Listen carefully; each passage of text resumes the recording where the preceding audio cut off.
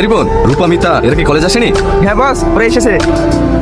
বস ওইদিকে দেখুন। ওয়াও, এই সাথী, তোর আসতে এত লেট হলো কেন? আর বলিস না, রাস্তায় খুব জ্যাম ছিল। ঠিক আছে, তাড়াতাড়ি আয়, লিখে জমা দিতে হবে। কি ব্যাপার, আপনি ওকে মারছেন কেন? এই আওয়াজ নিচ্ছে, আমি চাই না এই কলেজের কোনো ছেলে তোর সঙ্গে মেলামেশা করুক।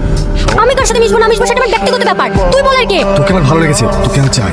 তোর ভালো লাগে না লাগে কি যায় আসে? তোর মতো ছেলেকে আমি ঘৃণা করি। এই ওকে মারছেন কেন? ছেড়ে দেন, ওকে ছেড়ে দেন। হ্যাঁ, ওকে আমি ছেড়ে দেবো, শুধু একবার বল আই লাভ ইউ।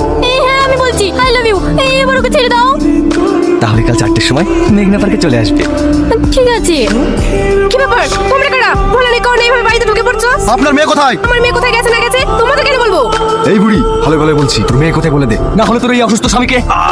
আমার স্বামীকে ছেড়ে দাও, আমি বলছি। কি রে সাথী, তুই এখানে মন খারাপ করে বসি কেন? তুই তো সবই জানিস কাল কলেজে কি হলো।